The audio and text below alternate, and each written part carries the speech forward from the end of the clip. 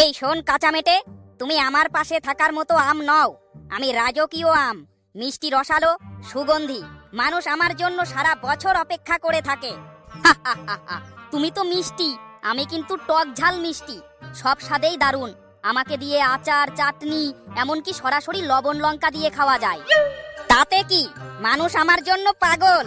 আমি না থাকলে গ্রীষ্মকাল জমেই না।